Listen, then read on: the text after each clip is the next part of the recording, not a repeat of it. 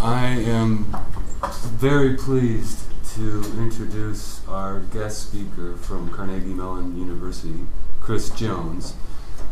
Chris and I were talking about his publication record, which I think is always the first thing to talk about in a talk like this, in an introduction like this. And he said, okay, well, you're going to have to divide it up into genres first. So let me do that. The genres would start with CD-ROMs, then video disc, then software, and then of course articles. And the articles would be divided into cult-related articles and cultural studies. Chris was saying that on his next trip to Montreal, he's going to be talking with a publisher about a series of articles he has on Quebecois culture, I believe, including hip-hop. So then the last statement was too numerous to get into great detail. So I think that is the signal that this is a very well-published person, and I will add, I would say, a Renaissance man. If I could maybe just sort of drift a little bit into his personal life, he became interested in language through sport. And if you look at Chris, you might know that he... Ping pong. He's a basketball player and was recruited by a Big Ten university. And his parents said, no, we're not, you can't go to college right away, we're going to Europe. And so the Big Ten coach was totally flummoxed by that. And as a result, he went to Beloit College in Beloit, Wisconsin, which is just north of Rockford, Illinois, and just south, I think it's in Paul Ryan's district, I believe. It's near Janesville, Wisconsin. It's a great college for language learning. They do some great things today still to get students interested in languages. And they also, I went to a Pirandello play there once and was very impressed by their theater department. He graduated from probably, I don't know how many universities. One being, was it Langzhou? Yeah. Langzhou in Paris, in Chinese. But his first language, his first language that he became very fluent in was Portuguese, because after playing basketball at Beloit, he got a contract to be a player coach in Lisbon, and he was there for 4 years. Midway through, he started learning French because he had the language bug, and we all know about that. And then moved to Paris, did Langues Orientales in Paris, and did his PhD at the University of Massachusetts, Amherst. You may have heard of edX or Udacity or Coursera. These are new names now in online learning. Well, Carnegie Mellon was way in front of all of them in their online learning initiative. They were they preceded even MIT's online initiative. And so Chris has been involved in all of this from, I think, basically the start, and now has French online. They put Chinese online in the can. It's not publicly available yet.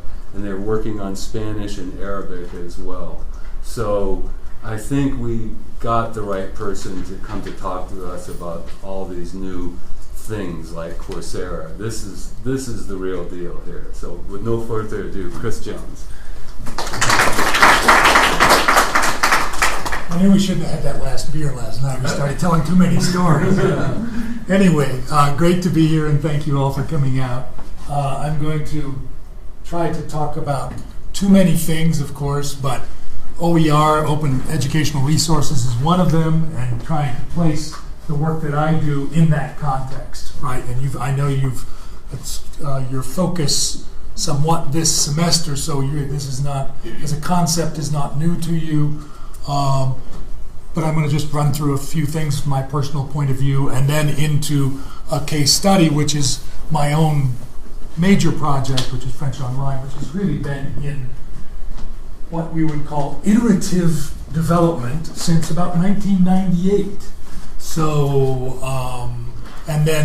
but I'm going to talk about it in the context of the Open Learning Initiative, which, as Mark mentioned, is a large grant-funded initiative ongoing at Carnegie Mellon University based on all sorts of things, but the primary one being there's supposed to be cognitive science involved and research-driven iterative development, and those are the kind of code words that we use.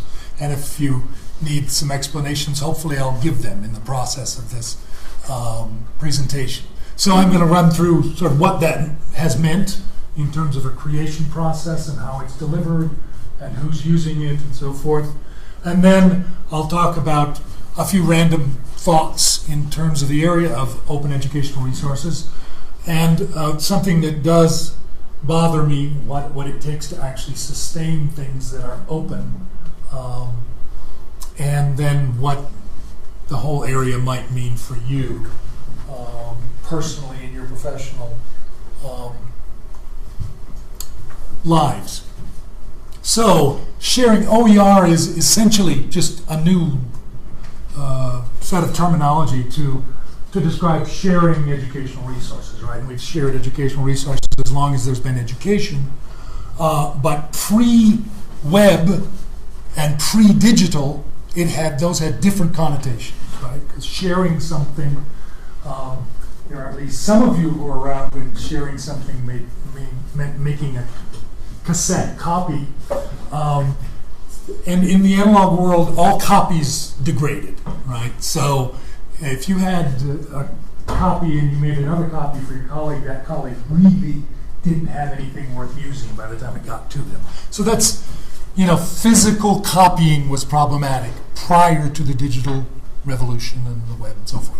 And then permissions tended to be, yeah, that's okay, you go ahead and use it in your course or something like that, Of course, fair use and public domain were already part of the equation, and fair use, in spite of the fact that nobody really ever understood it or still understands it, did allow for use in instructional circumstances.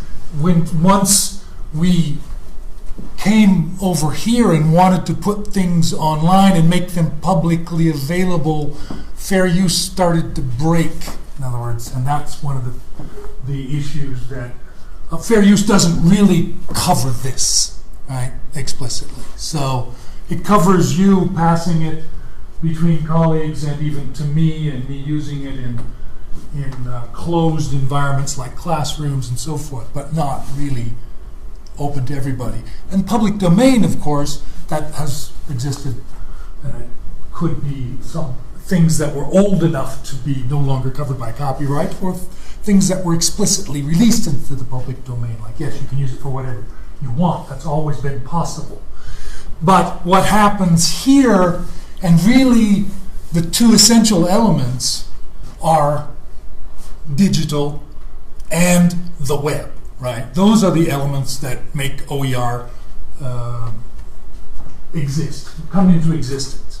So, and of course, along with the web, there are things like a no-cost assumption, which give rise to Napster and downloading movies and all that kind of stuff. In other words, people, once they associated things being available on the web with there being no intellectual property rights, no copyright, no penalty for downloading, passing on to your friends, and so forth. So there was that ethos right from the beginning of the web, and of course that was false, but it was nevertheless part of what all of our students continue to believe, more or less, right?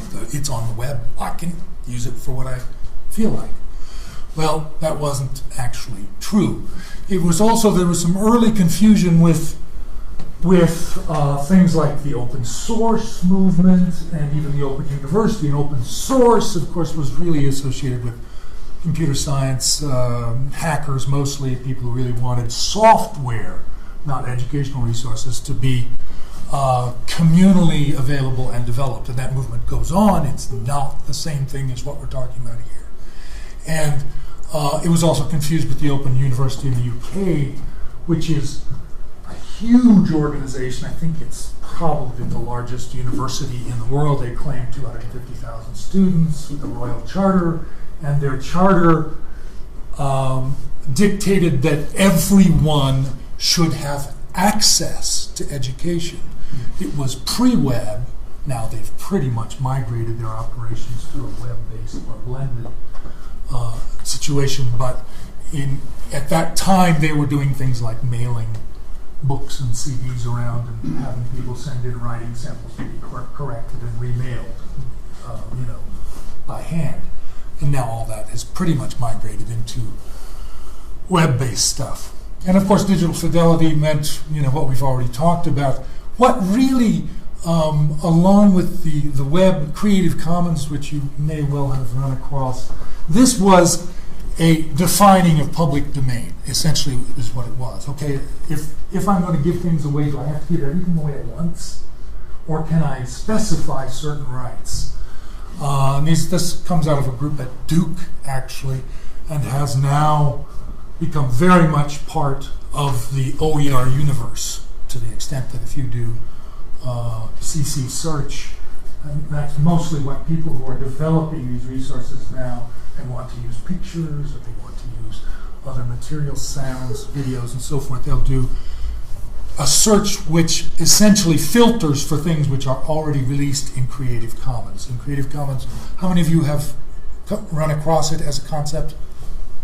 So most, but some not. So Creative Commons essentially allows you to release all rights, to release just non-commercial rights, to release rights for people to take it apart, put it together, and resell it. I mean, in other words, there's I can't remember how many, multiple levels, 3, 4, 5, I can't remember exactly now. But anyway, that gave rise to a very effective environment for the creation and dissemination of open educational resources.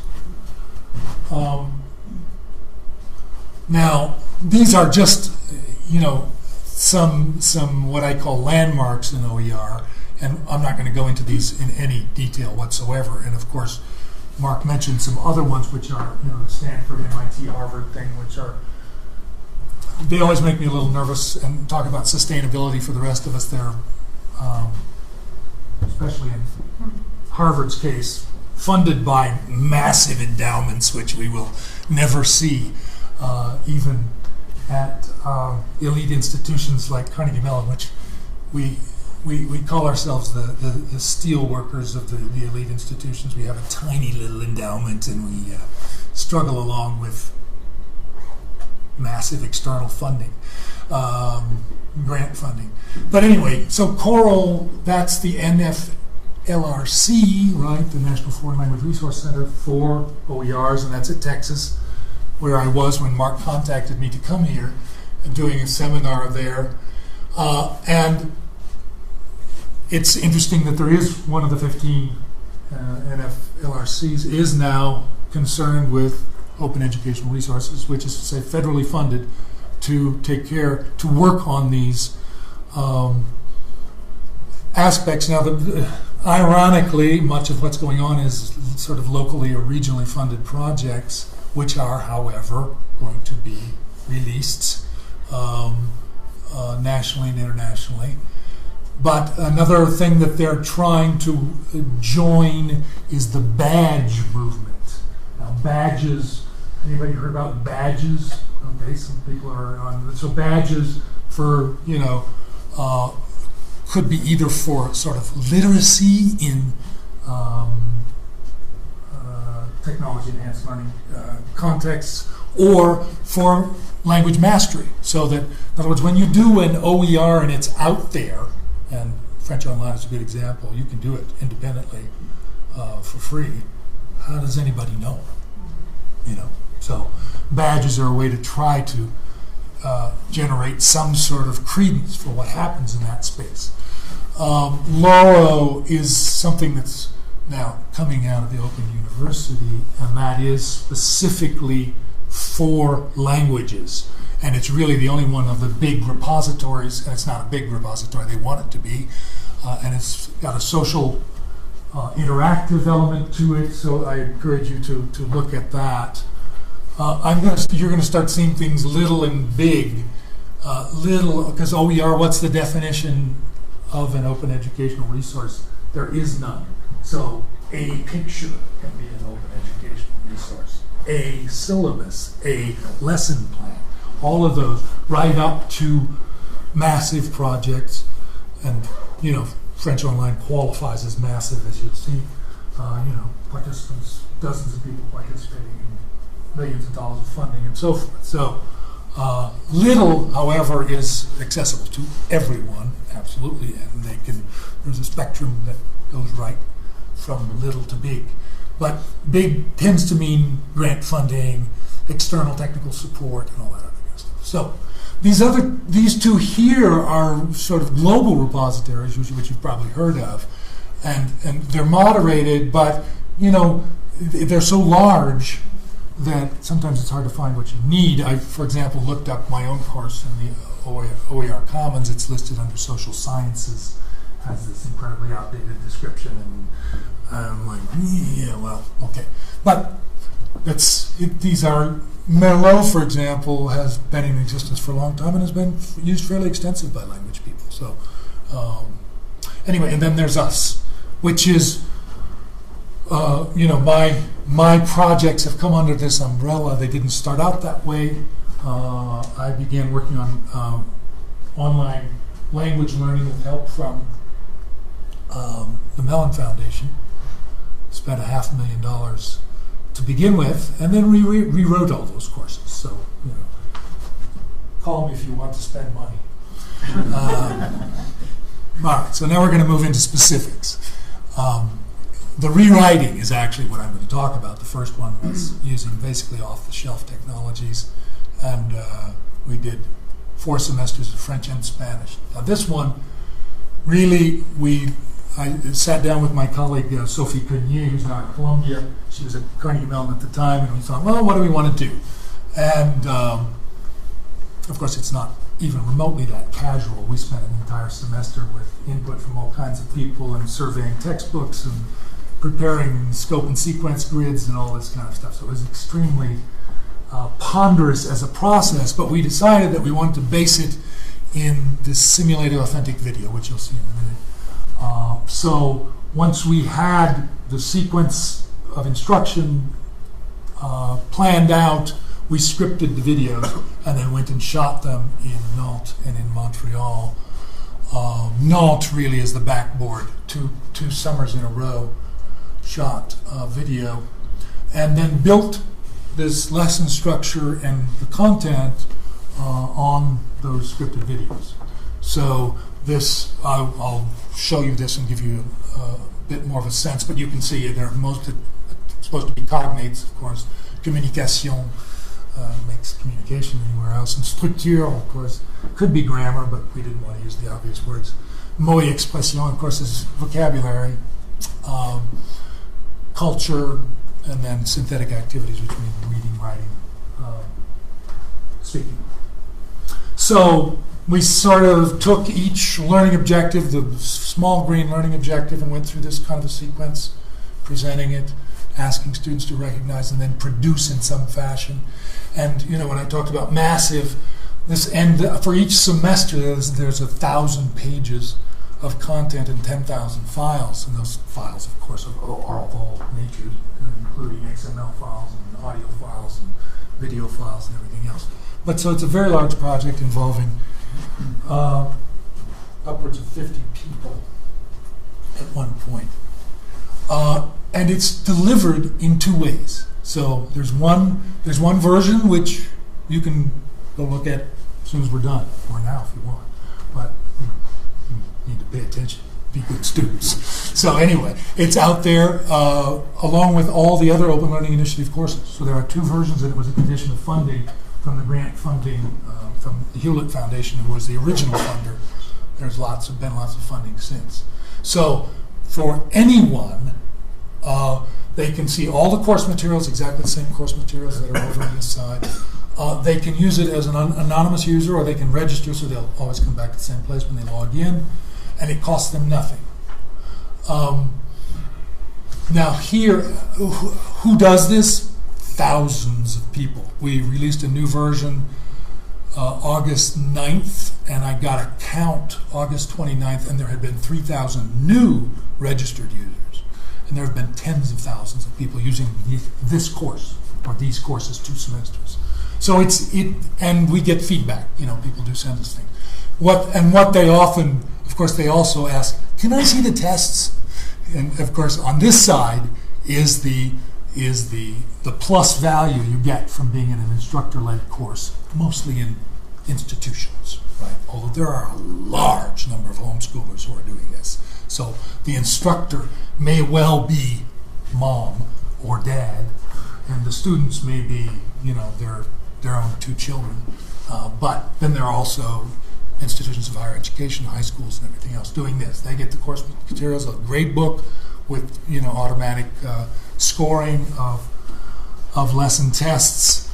It's the way this course has been able to exist. I mean, the first version of it came out in 2007, I think. Every summer we work on it. So this allows us to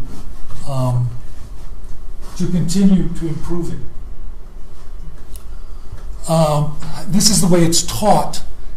Mostly some version of this in higher ed. So this is a blended or hybrid approach, right? We have a single class meeting, and then that implies that the students are completing all the online work. There's no other textbook. There's no other support. They use only the online courseware, right? So they complete all the work. There's a lot of interactive exercises. I'll show you some.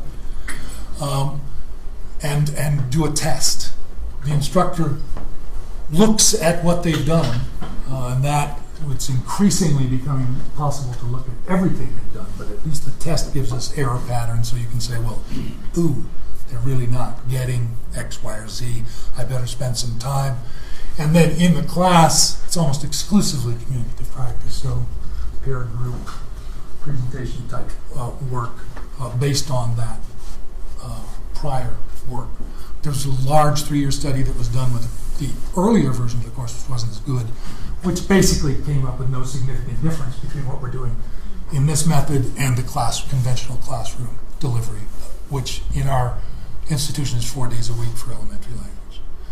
We also have individual weekly tutorial sessions, and that is 20 minutes of oral interaction.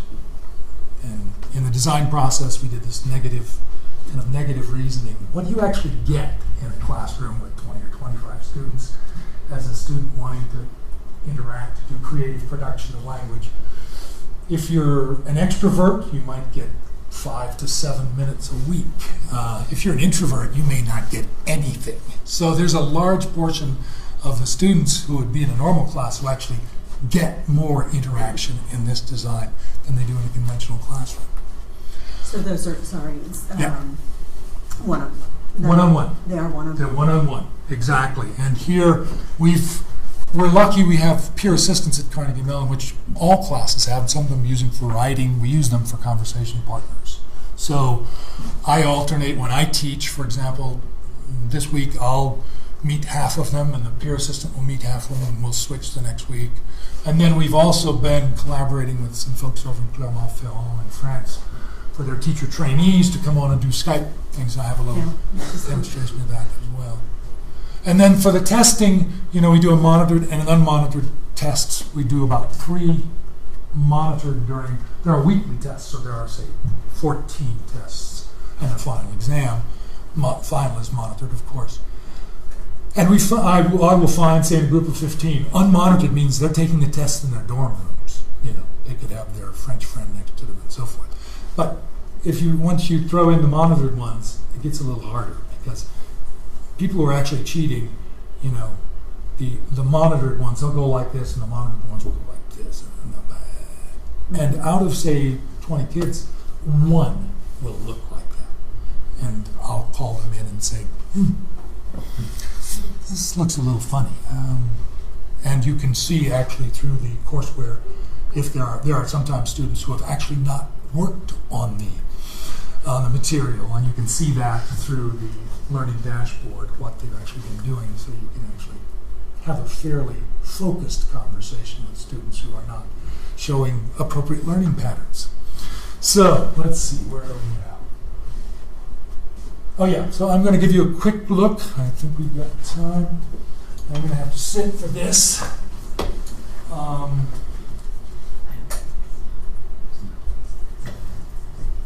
Quick look at the course itself. So this is going to be very brief. I'm not going to do a lot of exercises and things like this. First screen, of course, I'm just going to scroll down this to just show you how, and this is not all the people involved, but it's, there's probably 35 or 40 there, and there are lots of other students and so forth who have been involved. The video, that's what we did not yet. We did not set up. Audio? Have we got? As long as you're plugged in, let me plug you in. Oh, we're going to need to skip. Okay. I've asked for longer cables. Is your audio in Right there. Oh, good. Okay, let's maybe a bit of a pretzel here shortly. So this is an example of a video that we shot, with the in France, in Nantes. Let's see if we can get. Juliette, je vais prendre le bus. Ah oui, pourquoi? J'ai mal aux pieds. Oh, écoute, ça fait du bien de marcher. Oui, mais faut pas exagérer. Là, j'ai mal aux genoux aussi. Aux genoux aussi. Et puis, il fait trop chaud. Le soleil fait mal aux yeux et j'ai un peu mal à la tête. Oh, franchement, Aline, t'es vraiment un cas spécial. Okay, so first of all, it's a charming little skit, right, with two attractive young people who are actually actors just graduated from the conservatory, and we gave them these scripts. We shot, 45 little communicative sketches in 2 days, and then did a day of improvised sketches. And they had to learn them in about 10 minutes. I mean, this isn't Hollywood, we don't do 48 takes. So, but they did very well. And then this is the beginning of the learning sequence, right? So the first thing they do is they watch a video, and it's natural speed, they don't get it, right? They're not supposed to get it.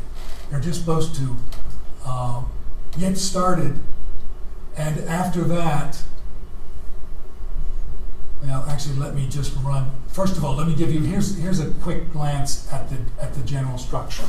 And I'm running a little slow. So here's the general structure of all lessons, which I was in the previous slide, right? So, and these are the sorts of things that happen.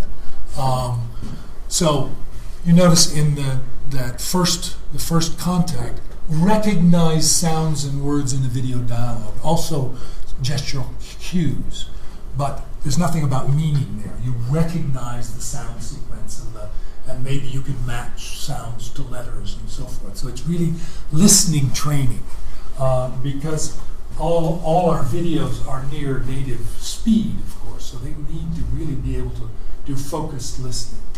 So what does that actually mean in the courseware? Here's another example. This, of course, is very early on, so informal greetings. Salut Michel. Salut Alice. Comment vas-tu? Je vais bien, merci, et toi? Pas mal. Bon allez, salut. Salut. À bientôt. Okay, so what happens in communication? One, what are they doing? So you can rewatch the video if you want. Then you select is saying goodbye, introducing themselves. So in other words, this is just sort of gestural stuff. Introducing themselves. No. That doesn't work. Saying goodbye. No. Okay, greeting each other. Yes, all right.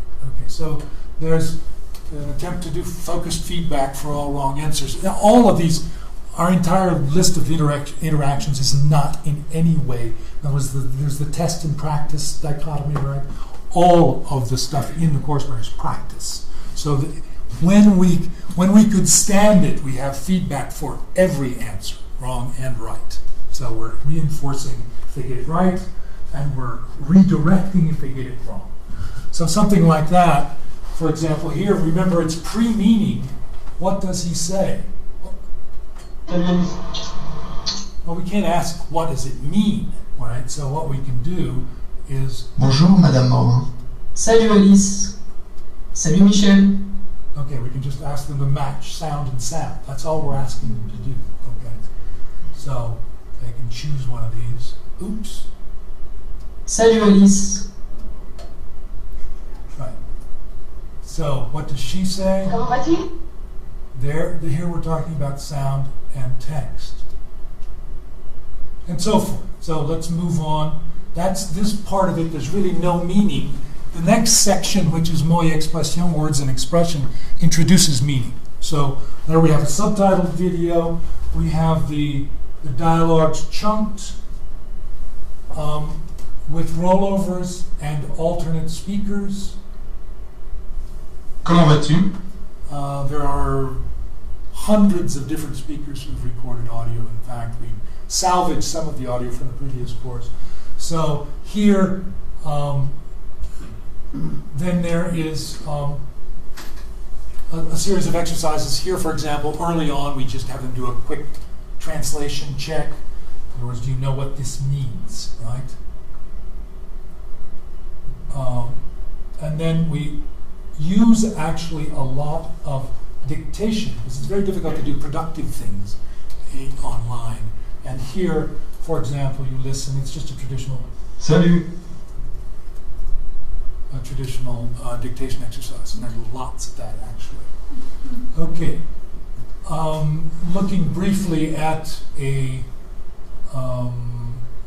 grammar section, we're careful to chunk the content. So we really wanted our original thought, and it's difficult in the iOS era where you sort of go up and down a screen like this, and the content is this long. You just our thought was we don't really want people wandering around lost in the content, and of course, when this was originally done, would have needed to scroll, not wave your hand at the screen.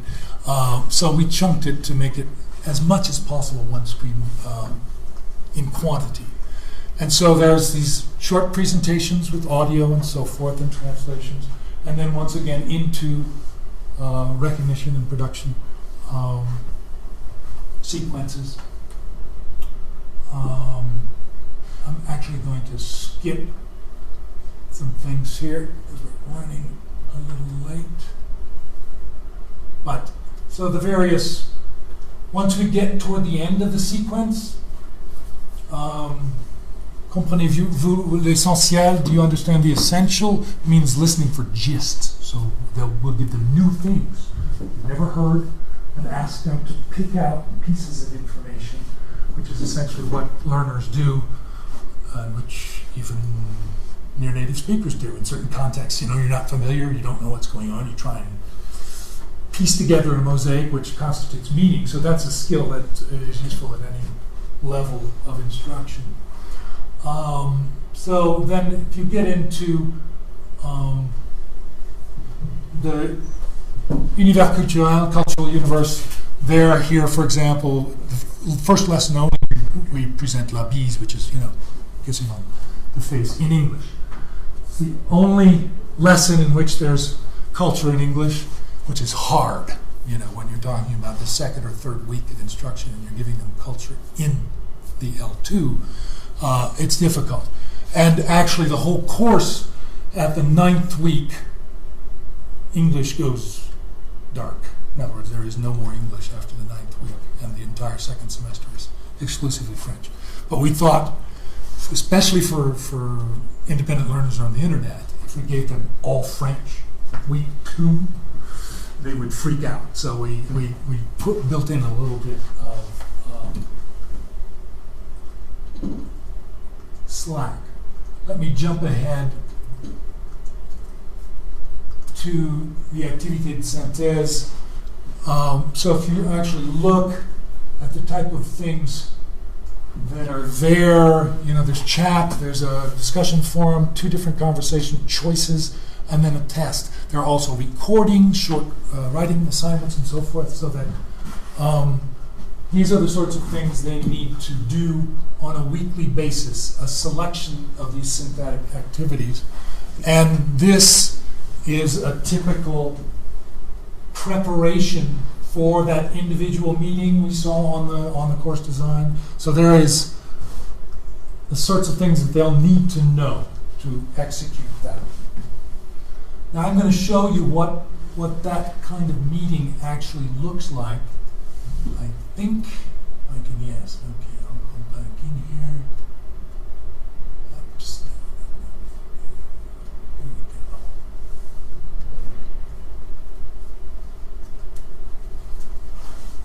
Actually, so the conversation meetings, if we're in an office, say if it's in my office, or the student peer assistant might do it in the library, that's one thing. I've chosen to give you a little flavor of what the Skype conversation meetings were with the French teacher trainees, and here's the setup. In other words, there's the French interlocutor, and the setup here, our student, a chat window. Often the documentation from the lesson in front of them open as well, which of course when they're sitting in front of me in the office, I don't let them use anything. It's just, what do you actually have up here? But there they can use all their materials.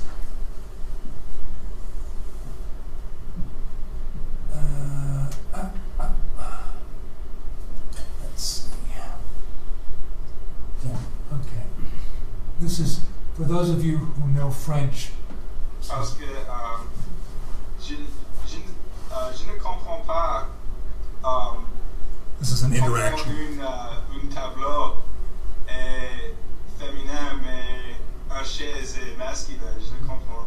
Alors non, un tableau est masculin, une chaise est féminin. Ah oui, So there's a discussion of gender in French. Je suis pour le temps confused. Désolé. Je suis désolé. There is actually confusion in that translation, you know. C'est normal, quand on apprend, c'est normal de se tromper. Oui, pour moi c'est très bizarre. Je ne comprends pas. C'est parce que il n'a pas de masculin ou féminin dans l'anglais. J'aime ça. Et oui, encore un point sur lequel le français est plus difficile que l'anglais. Oui, il peut. They're talking about, they're off topic. They're talking about relative difficulty of French and English. Mais non? Non, moi je ne trouve pas. But we planned 20 minutes, and sometimes with the foreign interlocutors, it would go for an hour. They really ended up enjoying each other and using it for sort of a combined teaching, learning, and social event, you know. But Il pense qu'il est très difficile, je pense. Is the French person a teacher trainee? yes, Getting yes, credit in a for- master's program. Yeah, it's part Très bien. of the French person's academic responsibility within a master's program for teaching French as a foreign language in France. Seulement en français. Et oui, c'est la règle du jeu. Okay, we're gonna. Anyway, they do nice things like, yes, we have to always speak French and so forth. But anyway, so that's actually it's problematic because there's all technical challenges and so forth, and some students who don't show up on time or forget that it's daylight savings. You know, anybody who's done international things, the problems are universal. They're not as bad for France as they are for China, but they're still pretty bad. So, anyway, things that are coming along, and I divided into big and little OER here, and probably this is, in other words, what things that are happening within the context of the Open Learning Initiative and which will affect me directly is the continuing development of tracking and modeling of students, so that I will no longer have to guess at all in terms of what a student's work has been, what their effort has been, what their test scores. Right now I can do an analysis of their test scores. Some of the interactive stuff I don't get records of, or records. The records are there, they're just not usable in a convenient manner because they have to be really like this. And the learning dashboard, which is part of Open Learning Initiative, is going to allow for snapshots of class effort, of student effort, by question, by activity, and so forth, so that it will be extremely powerful and much better than any classroom teacher can possibly have. Although good classroom teachers get that snapshot every day in class to a certain extent, but may not get it universally across the class. Mm-hmm. So that's something that, Sorry. Yep. So is that student tracking and modeling, not monitoring? Modeling, meaning, this is a term from intelligent tutoring, which is to say software develops a model of the student's state of knowledge. Got it. Okay. That's the ultimate goal. The ultimate goal is that you start giving things to the student that he or she needs as opposed to what comes next. Mm-hmm. So that's the ultimate goal, so that the software becomes intelligent, i.e. understands where the student is in their learning curve. Right now, students can skip. They say, I already know this, I don't need to do this again, or I don't need to do it again. And we'll be able to look at that behavior. I mean, right now, everything is being logged. It's a question of organizing it, presenting it to instructors, and also to students. So that's one of my tasks this semester, is to really get a fine-grained set of learning objectives so that we can start feeding back to students. In other words, how are you doing with present tense irregular conjugations? And there's a very simple metric that they're using, which is kind of like the one that Macs have on their pages, red, yellow, green, or gray, actually. And they're going to use, so gray, you haven't really started yet, we don't really know what's going on. Red, you've tried and aren't doing well. Yellow, it's coming along. Green, frankly, you've mastered this learning objective. So that it's going to be very easy for students, not just instructors, students to see what they've done relative, and you could do, in other words, very large picture type things or very fine grain. Out of my head, it would really be great, and to a certain extent this exists, but in other words, the projects that get as large as our online courseware, it would be nice to be able to open up the authoring part. In other words, for example, in the cultural domain, sure, we've made an effort to put some of the Francophone African culture in there, some Quebecois culture. I've got money from the Quebec government to actually do the recording in Montreal. To those of you who know any French, it's like Spanish, like Chinese. I mean, there are regional variations that are very important, and Quebec is one of them. But other people who would be interested in doing that, contributing to the course and getting credit, which would have professional consequences and so forth, is something that I would like to investigate. And then, of course, this is all about how do you pay for stuff. And that is something that is an ongoing problem, and I will look at it briefly. For little OER, I think the Loro type model, where it's really language teachers talking to language teachers, and there are several past, I don't know whether you've run across Realia, which was a Mellon project to put together a repository of imagery. There's one run by Michael Shaughnessy at W&J, which is pretty good too. But so really where we're going for things that we need as language teachers in a given language. Because, there's the Rosetta Stone approach, which is still notorious, which is, I haven't looked at it this year, but I looked at it a few years ago. Of course, they've been around for how many years? 20 or something. They had the same set of pictures to teach vocabulary in 15 languages. As if, people looked the same, acted the same, lived in the same cultural context, and so forth. So what we need is not, if I'm a Chinese teacher and you're a French teacher, it's not the same thing.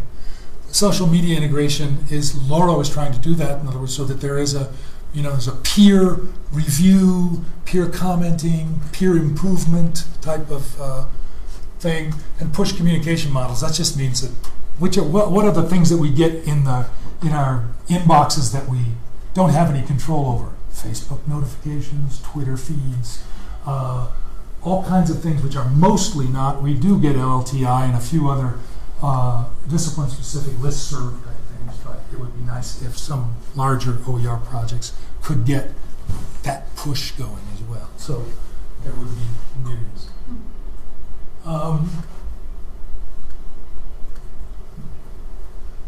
I'm not going to spend much time because we're running out here, but these open educational resources is sort of an idealist concept, right? In other words, we're going to create things on our own time, hopefully being compensated in some fashion, and then release them to the world, and the world will be so happy and use them, and everybody will be happy forever after. And in fact, of course, many language professionals are underpaid, overworked, may not have a full-time steady position, and so the notion of them creating for essentially nothing for the benefit of the world, lots of people do that in various contexts. The whole volunteer ethos which we live with, and as is part of maybe what we do best. Is it enough? I don't know. At some point, it'd be nice to get professional recognition, and it should go on a CV. And how does that happen? Well, if there's collaborative relationships or a publication that comes out of it, then it feeds into the whole, reward structure that we're involved in terms of the language profession. Then there are things like content and technical decay. Well, what does that mean? Well, content decay means culture doesn't sit still. You do a nice little cultural vignette this year, and 3 years from now, it looks really stupid. You did something on Arab culture before the Arab Spring about authoritarian regimes, and all of a sudden it's just not that simple. We did something on Ségolène Royal and Hillary Clinton, a comparative, women candidates for president. Yeah, that was great for a couple of years, and now it's really out of date, and their websites are down. And then there's the technical decay, which is operating systems change. Big example for us, Flash. A whole lot of those interactions are built on Flash. Well, you can't see it on that thing because Apple decided that they didn't like Adobe, or Adobe wasn't being nice to them, so they just said no Flash on iPads. That's not an immediate problem for us because we're working on our iOS version, but it's going to be a problem. Hosting on commercial, all this stuff kind of ends up, labor and money is in there somewhere. And OERs, when you say, I'm going to do a lesson plan for a closed Facebook site, for example, great. Except, Facebook, there are students who don't want to be on Facebook. There are faculty who don't want to be on Facebook either. And if you go there, mostly you get bombarded with people trying to sell you things. And that's an ad-supported model, which is what most of the social universe subsists on, is ads. Do we really want to throw our students into that universe in exchange for having a platform which could be pedagogically interesting? That's a question. Most of these other ones, at some point you have to throw some money into it. And the French online model has worked by having some students pay. In other words, we were able to generate a stipend for a couple of faculty members and support a grad student every summer. And that's because some people are paying. They see the value and they're using it for their main text. There are school systems now, some with the majority of disadvantaged students who aren't paying a dime. We're doing their whole French program using these 2 semesters. Because you can imagine 2 semesters of university French, you throw it into East St. Louis, looks like a lot of material. They do 4 years of material off of our 2 semesters. Well, on the other hand, a kind of well-off suburb of Houston, where Claire Bartlett is using it, they're paying, and the district is paying for a license, and they're using it for 2 years. So it all depends on the environment that you're in. Okay, so I'm going to stop now. And these questions are somewhat come out of what I've been talking about. But you may have, in other words, do you personally see any possible potential reward for, not for participating in technology-enhanced learning, because you will do that anyway, because you want to play YouTube videos for your kids, and you're going to put, point them to a website and all that kind of stuff. But in terms of sharing, doing something which you see as a contribution to other language instructors in similar circumstances, do you see that making sense for you? And anybody have an answer? Is anybody doing this? Do you see it as being something that you'd like to get involved in? This is the yes/no question. We do it on a small level within our departments. Like somebody creates some content and shares it with everybody, and we're using the website that comes with the textbook from McGraw Hill or something like that. Yeah. It's the same. It's analogous, except it's not open. Except so it's my not question open, was, how much is it per student, for example? Yeah, you mean Okay. French Online? Right now it's $50 per student. Per semester? That's pretty cheap. And you have it forever. In other words, the course, once it's created, there's an instructor section. It's forever. You can always log back in and keep working, as long as the Open Learning Initiative exists, which we're all going to die sometime. So in other words, sharing within the department that's a form of sharing. Then there's the regional sharing, regional AATFs and SPs and so forth. But to a certain extent, open educational resources imply, and at a level of openness that's universalized, right? Because the web, which is one of the two pillars, implies universal access. Well, I think that's, the astounding thing for me is that sense of, you asked, does it make sense as social policy? And it seems to me absolutely educational access is, opened, and in fact, a certain metaphorical playing field can be leveled. I think it holds great appeal. I appreciate the way, you've captured those essentials too, the cost of labor and time.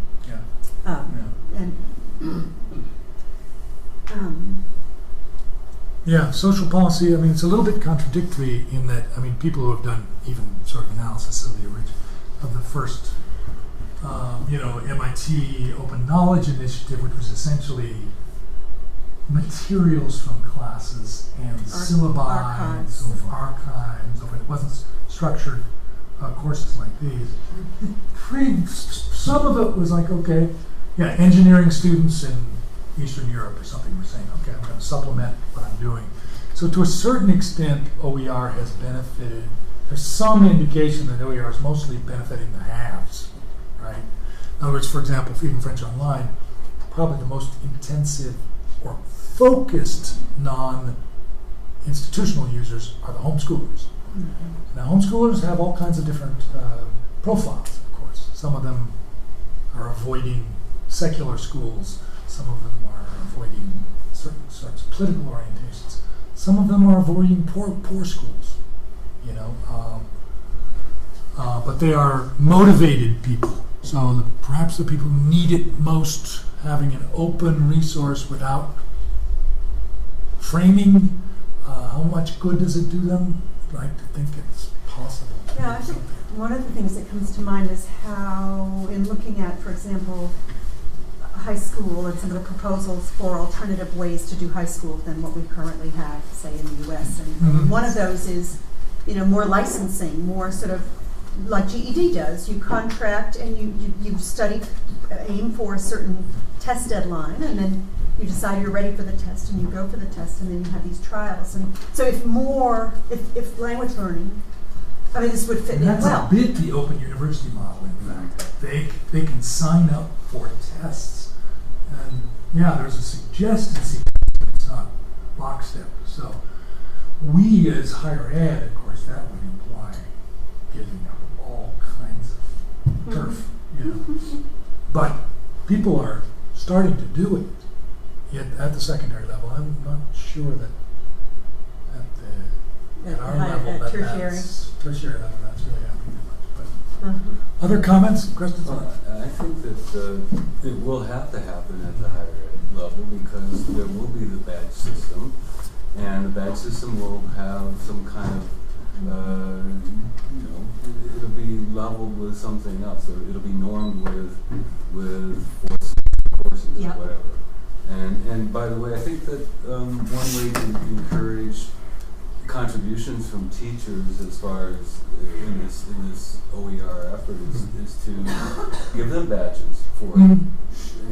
It have to be peer reviewed, I think, to a certain extent. But why shouldn't teachers be able to create materials, interesting materials, and get badges that they might be able to convert to at the master's level or something like that? You're going to be running a master's program. I run a master's program. You want people coming to you with badges and saying, I don't want to take that course. I've got badges. Well, It'll make me nervous. I mean, that's really just from a defending my turf point of view. I mean, it's very narrow self-interest, but Right. that's very real throughout our institutions, of course. And I might not want to, but there will be someone who will. Yeah. Like CSU Global Campus right now is making a fuss over accepting Coursera and Udacity courses because it becomes this competitive advantage to be willing to take in badges. And I mean, if you can say that you're doing it, then you have a leg up against the University of Colorado's who want nothing to do with badges. Right. Question I had about incenting faculty to create open educational resources. I'm in a position to be able to give them modest stipends to develop things that avoid the need for textbooks and shave some costs for students that way. But every once in a while I'll run across a foundation who is part of the larger, we want to make sure the whole world gets a chance to get educated, like Global Text Project. I'm sure the United Nations Development Program has a lot of this kind of interest. And so sometimes they will actually fund a new piece of a new e-textbook or a new open educational resource. They'll actually pay people to develop those. And I'm wondering, That's essentially Open Learning Initiative. Yeah. So I'm just wondering if you have, resources, if you can point me to foundations who do that. Well, in other words, the number of foundations that have funded the Open Learning Initiative, not French specifically. I had mostly Mellon and Hewlett money, but there's Gates, Lumina, Mellon again, Department of Education. There's, it's all the usual suspects to a certain extent. And Gates at one point had an explicit call for proposals with that in mind. I mean, in terms of an insight into new places to go for funding, not particularly, but it's something that people are aware of. But in terms of incentivizing faculty, for example, to create a modest stipend to replace textbooks, that always makes me a little nervous. Because replacing textbooks are large. There's a huge skeleton in there where this replaces a textbook, but it's 1,000 pages of content with interaction. Right. It's better than a textbook. It's not. Little OER doesn't replace a textbook unless it's a really exceptional instructor who's willing to go out there and just harvest, because there's a lot out there, but it's mostly in small pieces. Right. To put together a huge list of materials and structure them, essentially do a scope and sequence that's individual. That's a lot of work. I think the textbooks are evolving towards this anyway. They are. So Yeah, they are. I mean, Vista for Spanish, for example, has been. There was a time when this first came out, when Vista for Spanish was not quite as good as we are now. They're better, and they're trying to do something in French, which is not very good. There is not. The commercial providers are doing this, and of course they'll ask more. They'll continue to sell a textbook with it. They have so far, anyway.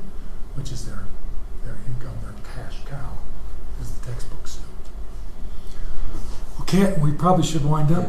Thank you very much. Thank you all for coming.